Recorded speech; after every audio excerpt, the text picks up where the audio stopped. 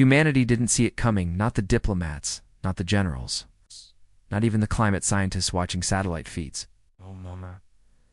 Earth was a thriving planet, loud with the sounds of life and progress. The next it was suffocating. It started subtly. Communication satellites began to fail. GPS networks grew erratic. Orbital observatories went dark. Governments assumed it was a solar flare or magnetic disturbance. But it wasn't natural. It was the first move in a silent war. Within hours, reports flooded in. People were collapsing in the streets of Delhi, choking in skyscrapers over Tokyo, suffocating in underground metros in London and New York. Emergency. Services were overwhelmed. Hospitals ran out of respirators. The air, something so fundamental to human survival, was turning against them. The gas had no scent, no color. It was synthetic and devastating, tailored at the molecular level to target oxygen and render it inert upon inhalation.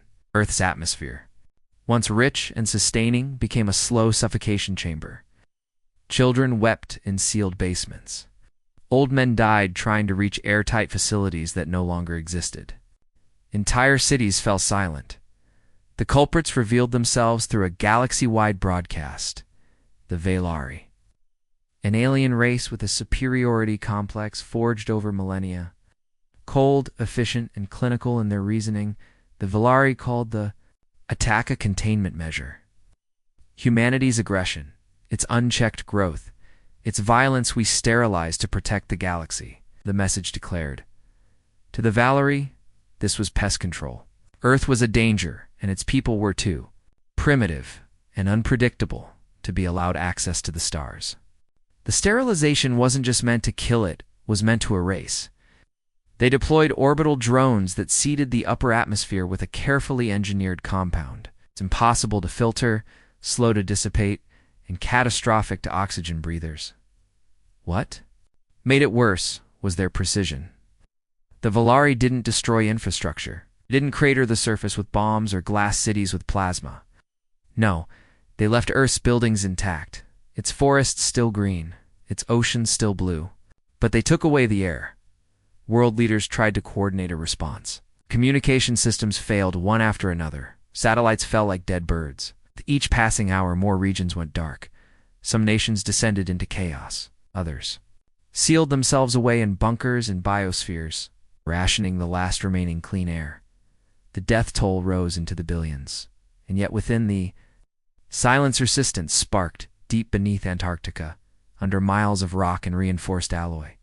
The Borealis command vault stirred to life. A Cold War-era relic designed for nuclear war, it had been repurposed over the decades as a last-chance survival complex. Inside were the last functioning AIS, strategic defense leaders, and a few hundred of the best scientists and engineers. Earth had left. It was from this place that humanity's breathless vengeance would begin. Colonel Issa Malik, one of the last surviving members of the UN Defense Council, took command. She had once been a diplomat, a soldier, and a mother. She was the voice of humanity's last war. Her speech to the survivors was brief, but etched into memory, they made us choke. But we're not done.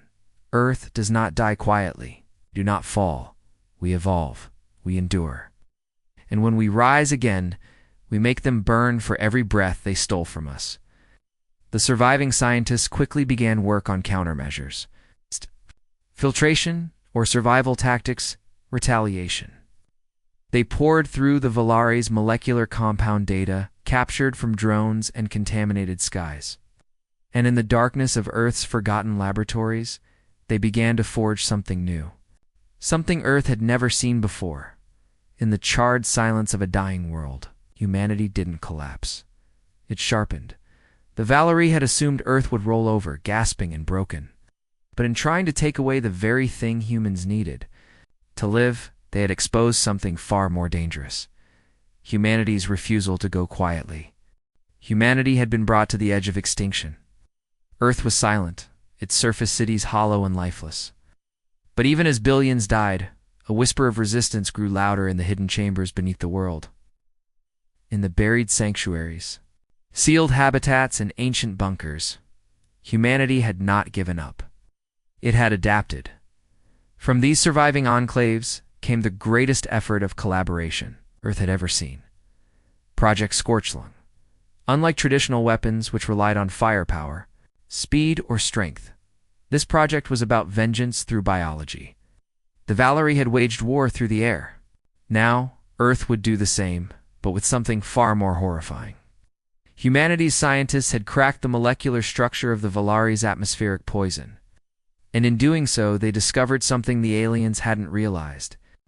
The Valari were not immune to their own methods, though their physiology could tolerate altered atmospheres far longer than humans. Their lungs still used a form of oxidative respiration, a weakness one that Earth scientists turned into a target.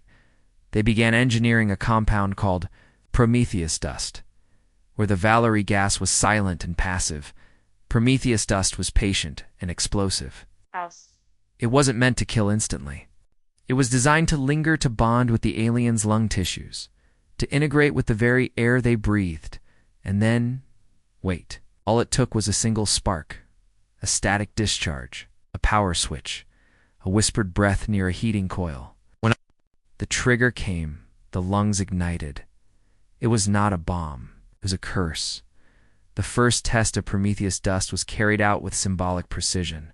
Hidden deep inside an abandoned lunar base, an ancient Earth railgun built in the early 22nd century, and long forgotten, was reactivated.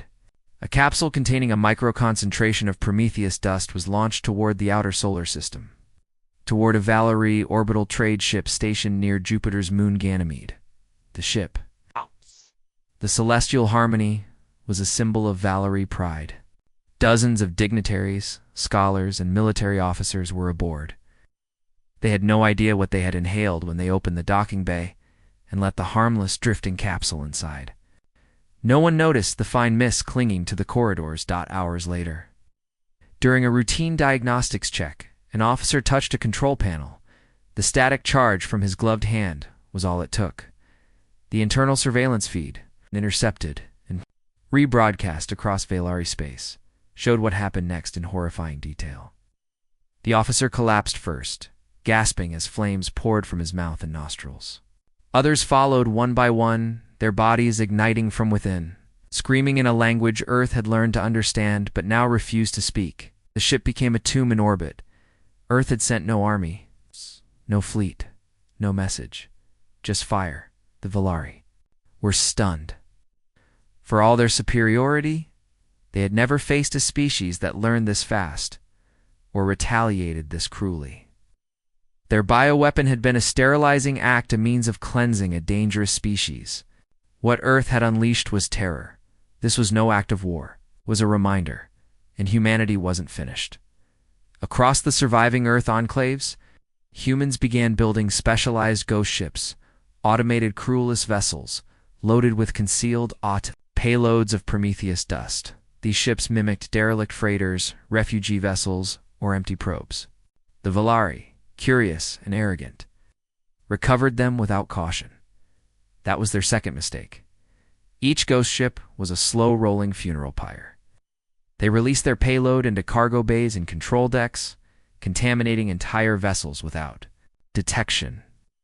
The Valerie crews unknowingly carried the dust back to their home worlds, to their military bases, and even into their temples. The result? They started burning from within. Their bodies, so biologically refined, couldn't escape the dust. Fire became a whisper in every breath. Death no longer came from battle, came from breathing. Valerie-controlled space fell into disarray. Emergency. Quarantines were declared. Starports were shut down. Entire systems went dark. Refugee ships begged for asylum from their own empire, only to be turned away. Too dangerous, too unpredictable. The Valari's own weapon of control had been turned into their greatest vulnerability, and Earth didn't issue demands. There were no peace treaties offered, no negotiations. Humanity remained silent, letting the dust speak for them. Back on Earth's Colonel Malik stood in the central command chamber of Borealis Base, watching the Valari distress signals flood in. Her face was pale from recycled air, her lungs scarred by early exposure to the alien toxin. "You poisoned our skies," she whispered. "Now yours will be lit with our fire." For the first time in a long time, the survivors in the bunker breathed deeply, not out of comfort, but out of purpose. They had found a way to fight back.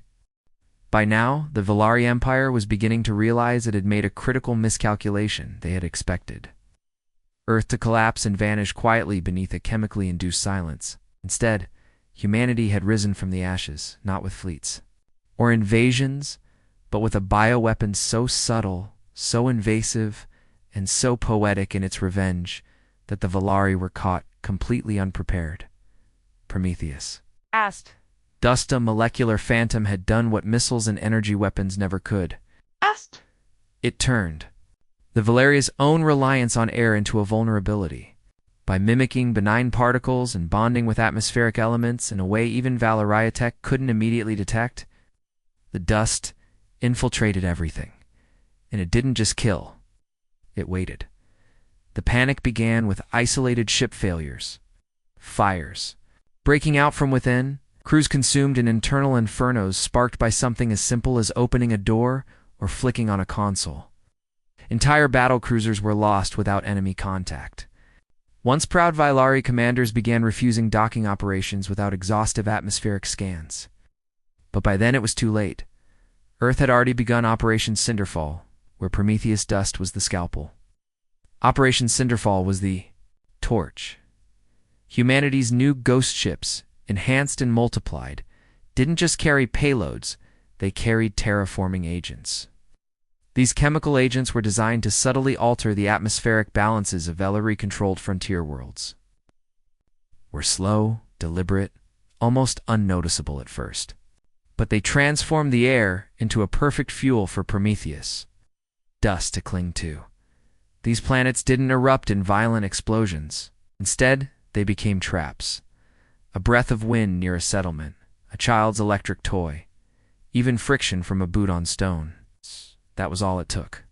Fires that began inside the lungs spread through homes and cities in seconds. Some Valari officials tried to blame Earth survivors. Others insisted the fires were internal accidents or divine punishment. The Empire's once pristine grip on its colonies shattered. In desperation, the Valari High Council deployed their most feared weapon, censorship. They shut down interstellar communication nodes, ordered the destruction of any ghost ships found, and purged records of what had happened to the Celestial Harmony. The ship first struck near Jupiter, but they couldn't stop the rumors. Whisper networks spread faster than their bureaucracies could respond. Tales of fire ghosts and breathless death haunted Valari outposts. Colonists started rioting at the sight of drifting ships. Even military officers began to abandon their posts in fear that they'd breathe in the invisible killer. The Valari gasp became both a phrase and a phenomena. Those last panicked breaths before internal ignition. Entire cultures began adopting breathing masks and airtight rituals. The confidence that had once defined the Empire turned into paranoia. Then came Earth's second message. It wasn't broadcast through any traditional channel. No. Earth had hijacked a ceremonial data node during a Valari memorial service, a day meant to mourn the dead of the Harmony. The message was short, delivered in perfect Valari dialect. We choked. You watched. Now, we return the favor. Dozen Valari systems fell into anarchy within the week. Meanwhile, back on Earth, survivors monitored the chaos from hidden observatories and hardened bunkers. Colonel Issa Malik and her command team tracked Valari communications in real time, watching the psychological collapse unfold. Each intercepted signal, each desperate broadcast from a crumbling outpost was logged. And yet no Earth forces were deployed. No troops left orbit. Humanity didn't need to invade. They had already become airborne. Some Valari officials still called for retaliation. Burned their vaults. One general barked over the high command channel. But they dared not send troops. The moment a ship touched down on Earth, it could return contaminated. Any contact now risked bringing the dust back with them. Earth had become not just a death world, it was a biohazard. Ambassador Axon Toll, one of the original architects of the sterilization strike on Earth, finally broke down. His personal plea, broadcast via pirate channel and leaked across dozens of systems, showed a broken, desperate man. We were wrong. We went too far. We went too far. We didn't understand what we provoked. Please, whoever you are, human leader, weapon engineer, spirit of vengeance, we can't live like this. We can't breathe without fear. The reply came not through voice, but through a symbol burned into a hijacked Valari orbital monument.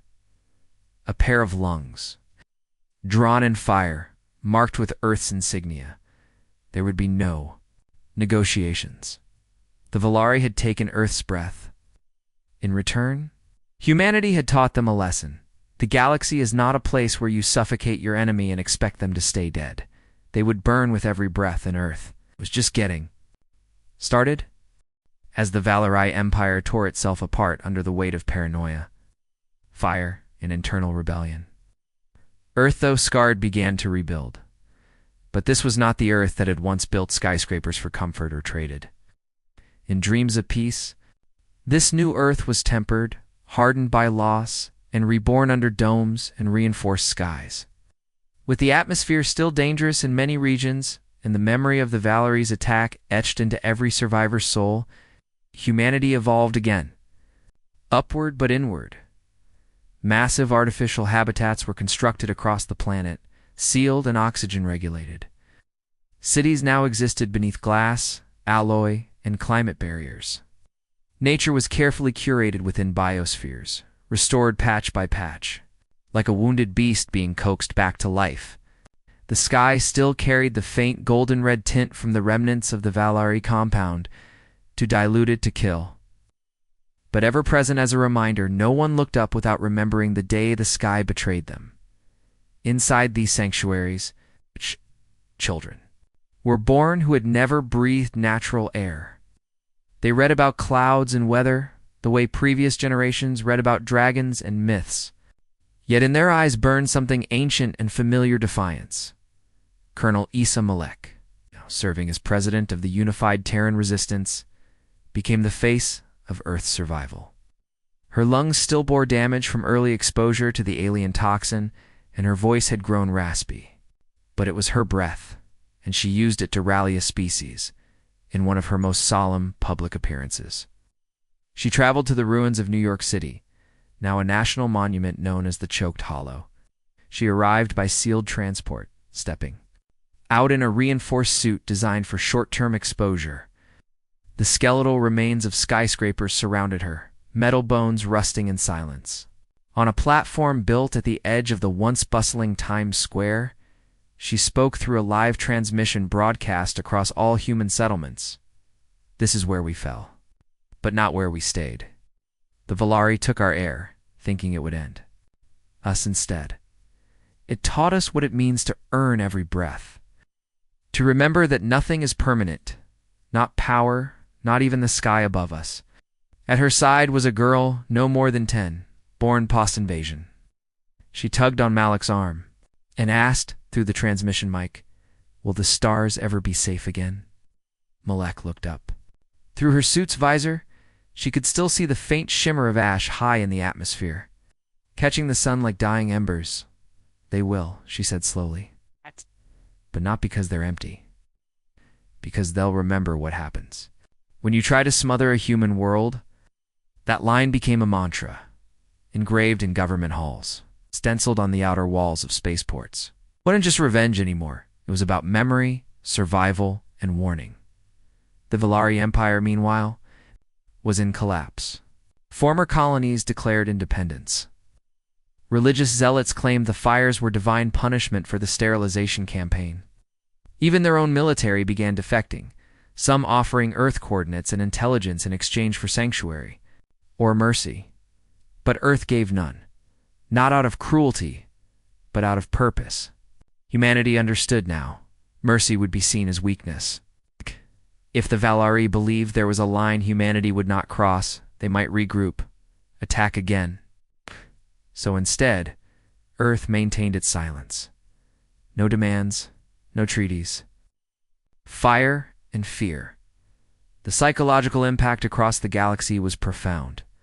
Other species, once aligned with or quietly supporting the Valari, began withdrawing. Traders stopped crossing near Earth sectors. Councils that had once mocked human politics now debated Earth's rise in grave, hushed tones. Human vessels few, but unmistakable, traveled the stars wearing no flag, only the red ember insignia of a burning lung. Wherever they went, airlocks were triple-checked, atmospheres were filtered, and no one dared ask questions. Back home, Earth continued to thrive. In its new, cautious life, schools reopened within domes. Science advanced in containment labs. Artists began painting again murals of lungs made of fire, children playing beneath crimson skies, and armored figures holding sparks in their palms. What was lost would never be replaced, but what was reborn would never again be threatened. And across every survivor's mind lived the same unshakable memory. We once choked, but now they burn. The sky had once turned against them, now. Earth had built a new one, and behind its glass and steel, humanity was no longer vulnerable. They were waiting. By the time humanity had fully stabilized within its dome cities and fortified orbital habitats, Earth had transitioned from a victim of galactic genocide to a silent, ever-burning symbol of vengeance and survival. But the story didn't end. On Earth, it spread into the stars. Humanity had no intention of becoming an empire. They had no desire to conquer or dominate. But they would ensure that memory burned in every breath of those who had once tried to suffocate them. For them, it was no longer just about retaliation. It was about establishing a lasting fear. An eternal reminder that Earth was not to be touched again. At the center of this new galactic posture was the skybound Flame of Vengeance class carrier, Earth's largest and most symbolically potent spacecraft. It was sleek, black, and lined with red-burning solar filaments along its hull. It had no forward-facing cannons, no visible weapons, bays-only airlock-laced cargo decks filled with containment capsules of Prometheus dust, dozens of ghost ship dispersal drones, and an AI that could calculate planetary atmospheric vulnerabilities in seconds. This ship was not made to wage war. It was made to end it before it could begin. Aboard the skybound Flame, Commander Reyes, a former biochemical strategist turned diplomat, prepared for Earth's first official peace negotiation. It wasn't with an ally or fellow survivor, but with a fractured faction of the Velari Empire. Now calling themselves the Remnants, these former aristocrats, generals, and scholars had survived the collapse and sought to negotiate peace not for strategic gain, but for sheer survival. Their request, a neutral meeting. Their condition, complete disarmament. Number Velari ships, no Velari soldiers. Only envoys. Earth accepted, not out of trust, but to demonstrate control. The Flame arrived in orbit over a sterile moon in Velari space. No life, no atmosphere, no risk of transmission. The perfect stage for a message. When the Velari delegation entered the sealed meeting hall, their envirosuits were bulky, outdated, and clearly modified with multiple redundant air filters. Even now, they didn't trust the air around Earth's people. Commander Reyes arrived with no mask, breathing freely through a custom-sealed Terran filtration implant. He carried no weapon. He needed none. The fear in the Velari's twitching eyes was enough. He stood before them and activated a simple projection, a burning pair of lungs, overlaid on a silhouette of Earth. Then began the message that would echo through Velari space forever. You poisoned our world and thought we would die quietly. Instead, we rewrote the rules of breath and flame. We do not seek revenge anymore. We seek memory. The Velari leader, shaking, asked, then, what do you want from us? Reyes looked at them for a long moment. Nothing. That word landed. Like thunder in a vacuum, you've already given us what we wanted, fear, and fear spreads faster than fire. You will pass it to your children, who will pass it to theirs. You'll bury it in libraries, carve it into vaults, and teach it in hushed whispers. That is all we require. One of the delegates tried to speak again, but was silenced. By a gesture from their own kind, the message had been received. Back aboard. The skybound Flame Reyes stood on the observation deck, looking out at the galaxy, no longer a frontier of possibility, but a cautious audience. Humanity didn't need to rule the stars. They only needed the stars to remember. On Earth. President Malik watched the transmission from the new Terran capital. Located deep beneath what used to be the Swiss Alps, a 1,000-year time capsule had just been sealed into the Earth below, it containing samples of Earth's atmosphere pre-invasion, records of every name lost to the Valari gas, and a vial of Prometheus dust in an obsidian case. Its plaque read, "Let none forget what was taken and what was returned." Across the galaxy, no one spoke openly of Earth anymore. Trade maps labeled the Terran zone with warning glyphs. Star charts marked Earth's orbit not with coordinates, but with caution. The Valari still existed, but no longer as the powerful sterilizers of rogue species. They were scattered, divided, fractured. They ruled no sector, led no alliance. Every breath they took was monitored. Every airlock double-dash checked, and in every corner of their shrinking influence, one truth whispered, humanity burns. But back on Earth, life continued not as vengeance, but as legacy. Children grew up learning of the skies that once betrayed them, and the people who took that betrayal and turned it into fire. They played beneath filtered suns and wrote stories of stars that once feared to shine too close. Humanity had not only survived, it had become a memory no one could erase.